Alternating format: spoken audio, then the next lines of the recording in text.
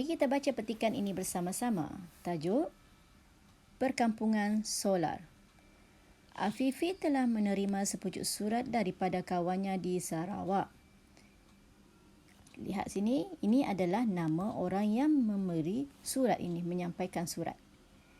Jimmy Anak Rebai, 11 Jalan Matang 1, Taman Matang Jaya, 93050 Kuching, Sarawak. Selang sebaris, 18 Julai 2021. Menemui sahabatku saudara Afifi yang kini berada di Johor Bahru. Saya berharap semoga saudara dan keluarga dalam keadaan sihat sejahtera.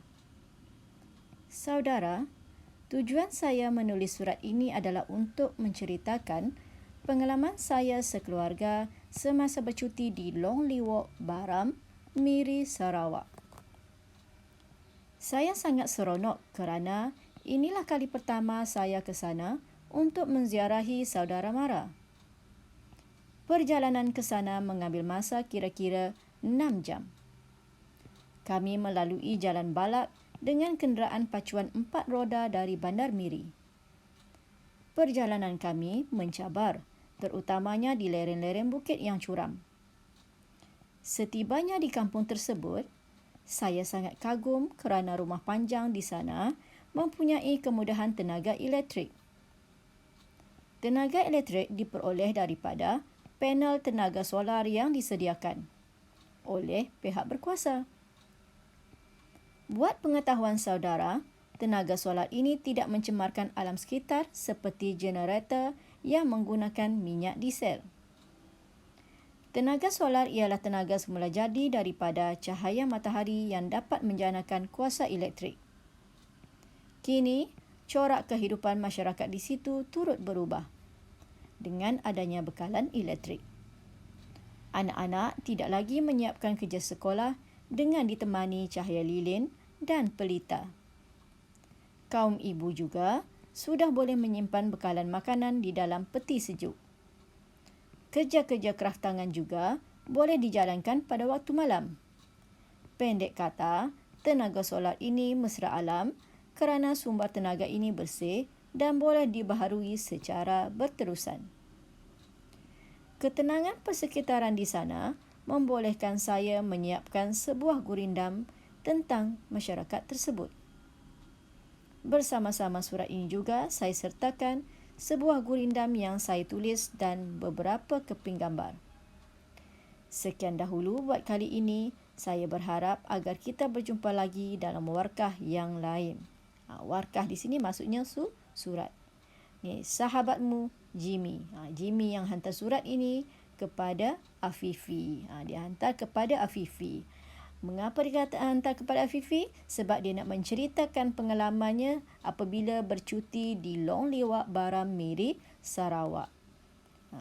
Selain itu juga, dia juga telah menceritakan bahawa di sana dia telah melihat tenaga solar telah digunakan. Apakah dia tenaga solar? Ya, tenaga solar ialah tenaga semula jadi daripada cahaya matahari yang dapat menjanakan kuasa elektrik. Kesan daripada penggunaan tenaga solar, mereka telah dapat, lihat ya, anak-anak telah dapat menyiapkan kerja sekolah pada waktu malam. Kaum ibu pula boleh menyimpan makanan dalam peti sejuk. Selain itu pula, kerja kraftangan boleh dilakukan pada waktu malam. Biasanya mereka tak dapat menggunakan menyiapkan kraftangan pada waktu malam kerana ketiadaan elektrik. Tetapi dengan adanya tenaga solar, semua kerja dapat disiapkan pada waktu malam.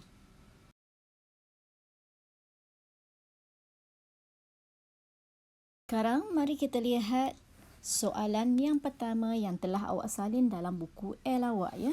Kita lihat di situ.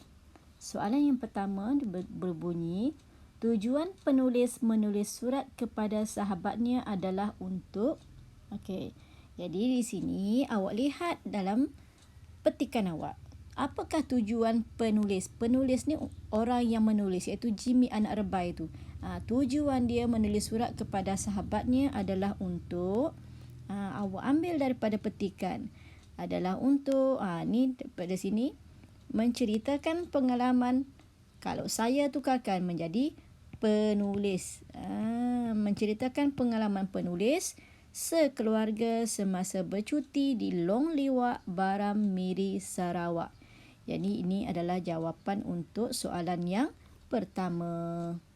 Untuk soalan yang kedua pula ialah, awak lihat dalam soalan yang telah awak tulis, bagaimanakah keadaan perjalanan penulis untuk sampai ke Long Liwak? Jadi, awak ambil semula daripada soalan itu, keadaan perjalanan penulis untuk sampai ke Long Liwak, awak ambil ini, mengambil masa kira-kira 6 jam. Kami ni awak tukarkan menjadi mereka. Mereka melalui jalan balak dengan kenderaan pacuan 4 roda dari Bandar Miri. Perjalanan, kami ni juga tukarkan menjadi mereka. Perjalanan mereka mencabar terutamanya di lereng-lereng bukit yang curam. Kita lihat soalan yang ketiga. Tenaga solar ialah, lihat soalan tu ya. Soalan itu dia suruh awak sambung ayat tersebut.